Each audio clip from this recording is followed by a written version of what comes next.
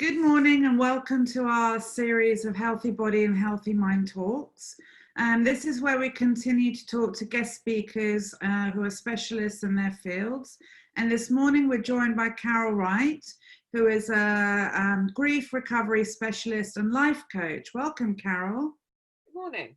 Good morning. So can you tell us a little bit more about what your business offers? Certainly, my company is called Healthy Minds Matter, and at the end of the day, when you're looking at the mind, everything matters.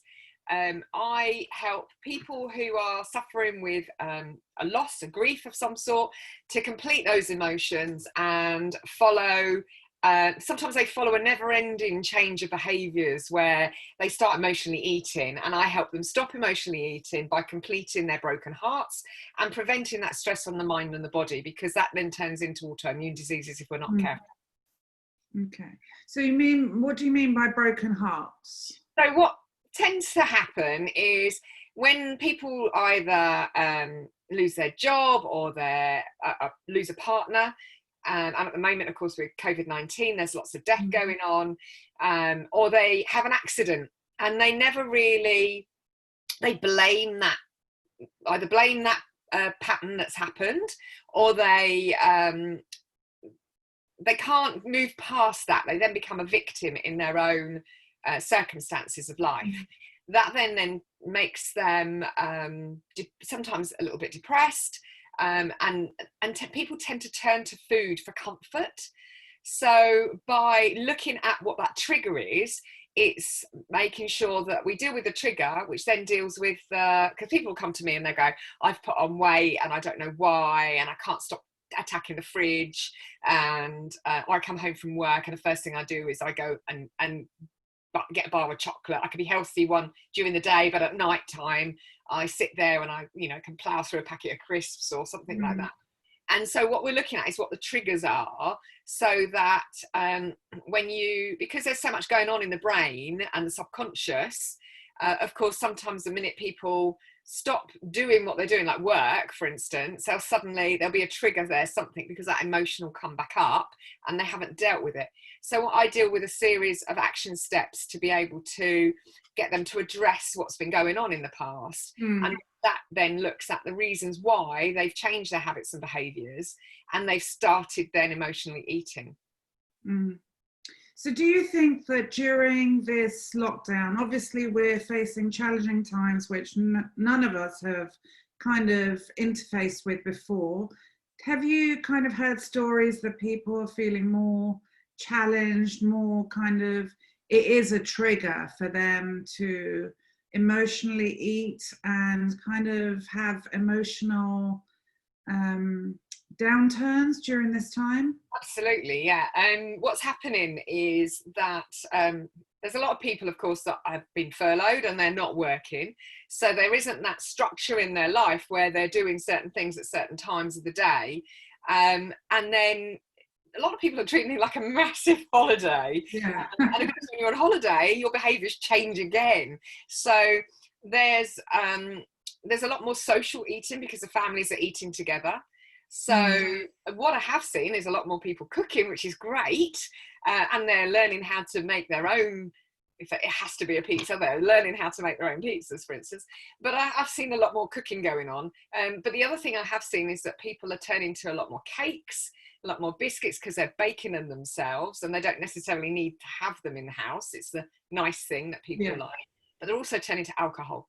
Yeah. And there's an awful lot of those behaviours that they're called short-term relieving behaviours and energy releasing behaviours. So, when you go into a coffee shop, your mind says coffee, cake. Actually, you've gone in for a coffee because you're thirsty. Are you hungry? That's the thing.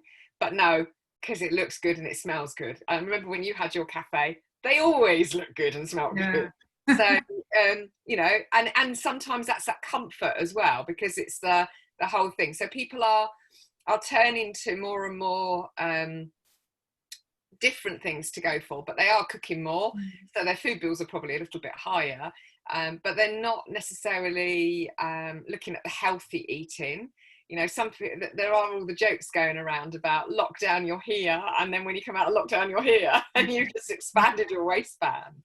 So when actually we could all be reducing it quite easily, because we could get into some new behaviours while we're at home.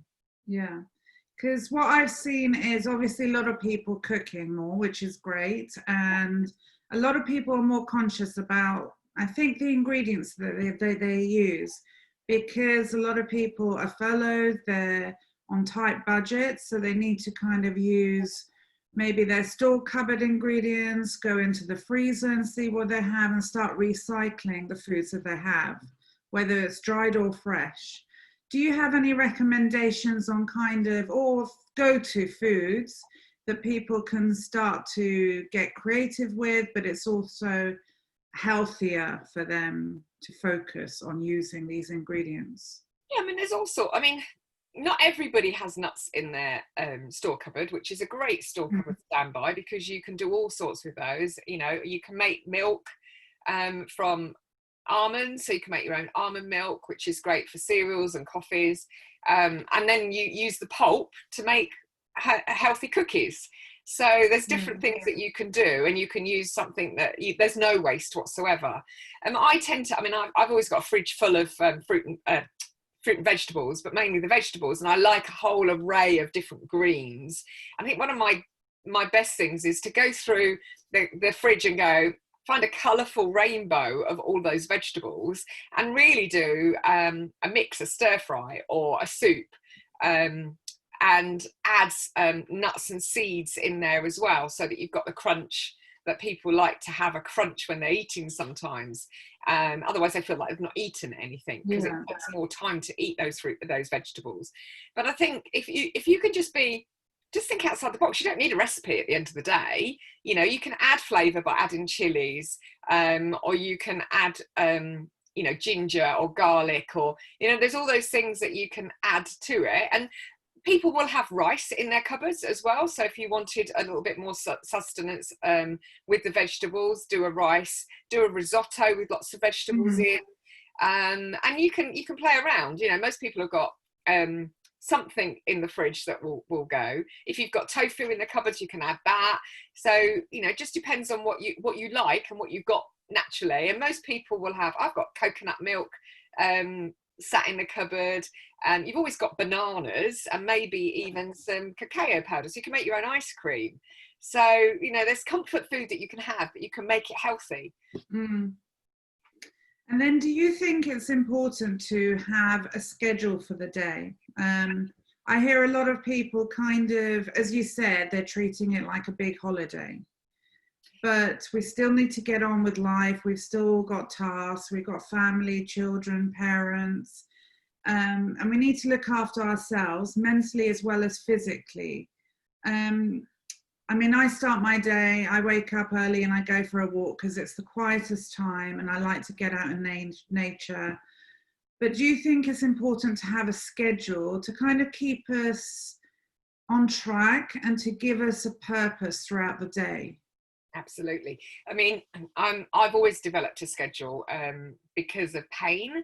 I've had several accidents, and what I found is that if you do have that, you know, I naturally wake up at a certain time every morning. I don't have to have an alarm clock, and I, like you, go for a walk in the morning. Absolutely love nature, love listening to the birds wake up. I've got a little camera that I take with me as well, so you never know what you might see on your walk. So I always start the day with a walk before I've had anything to eat.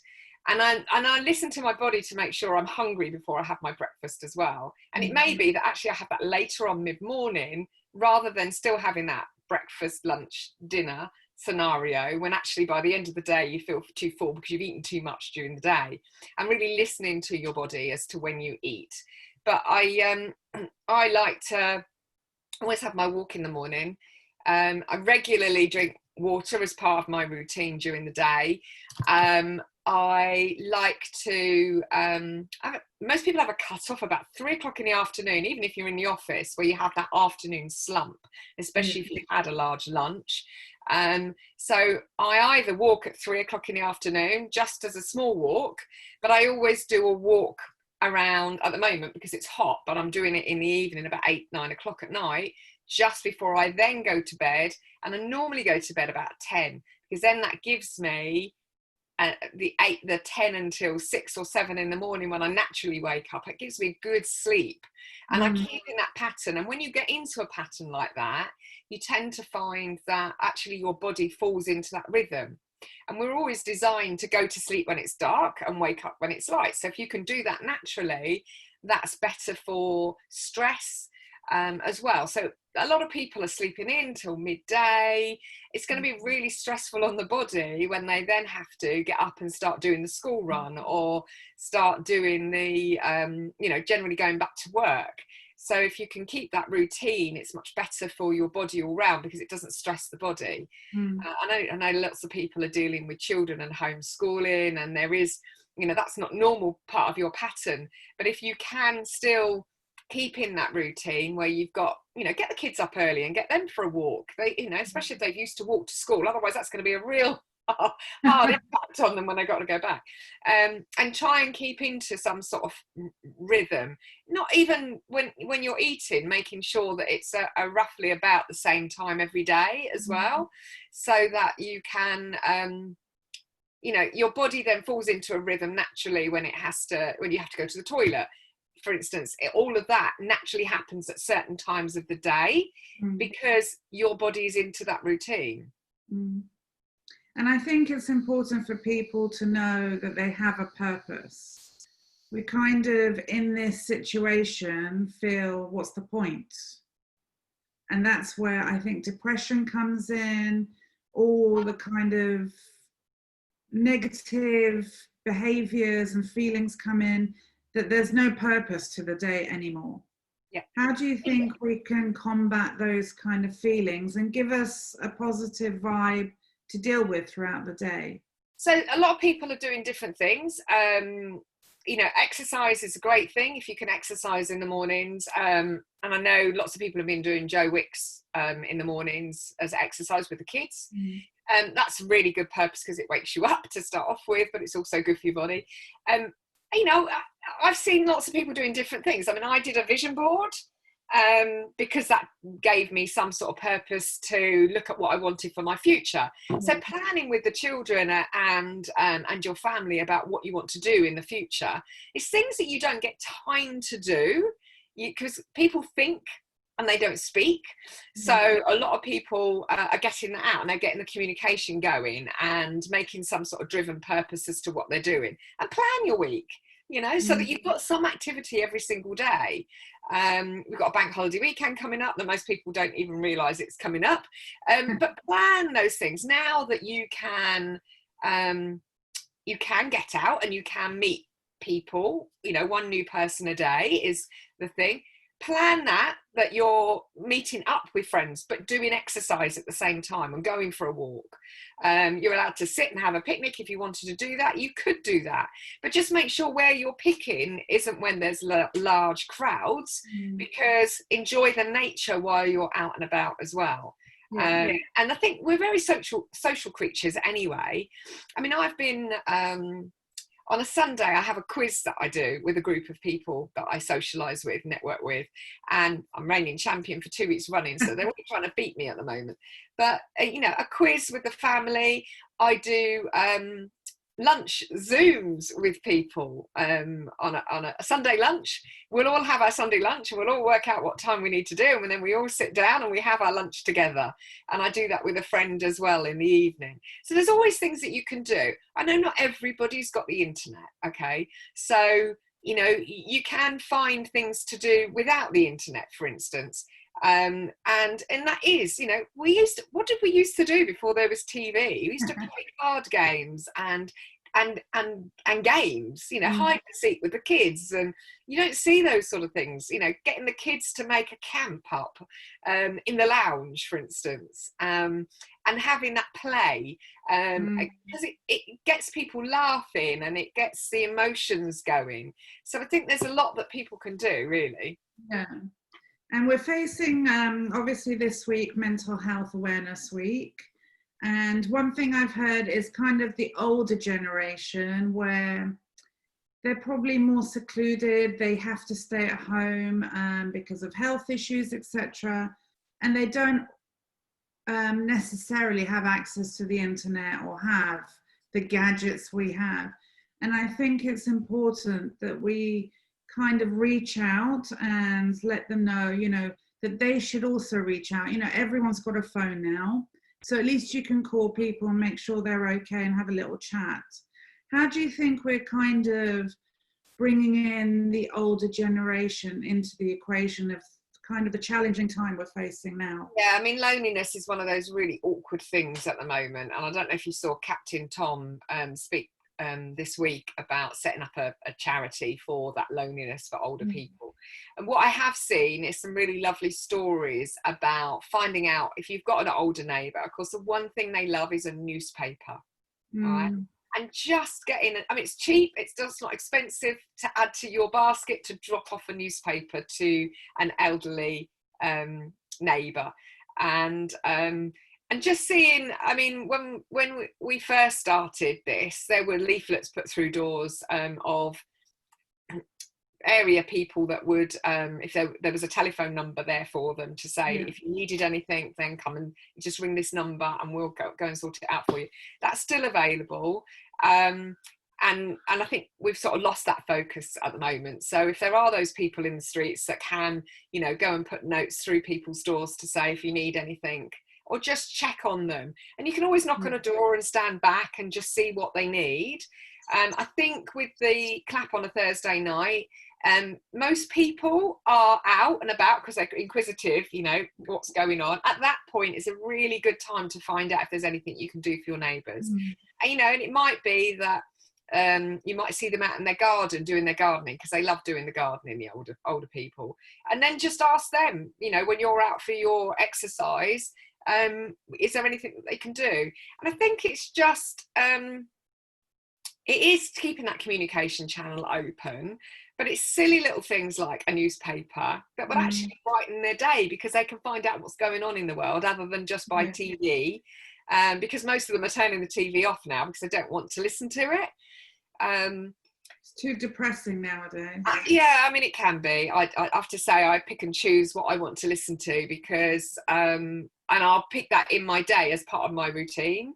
Yeah. So, you know, I know that there's always an announcement at a certain time of the day, so I will find out after that. I won't listen to it. I'll pick out the key points after it. What else can you do? I'm just trying to think of all the things that you could do. They delivered portable radios to the wards at Milton Keynes Hospital recently, because again, the people aren't getting access to those radios and they're not moving, so they've encouraged people to have a little radio which has been donated by a local bank, so that person can move out of their bed, they can go and sit in a chair somewhere and they can take the radio with them so that they've got the movement as well.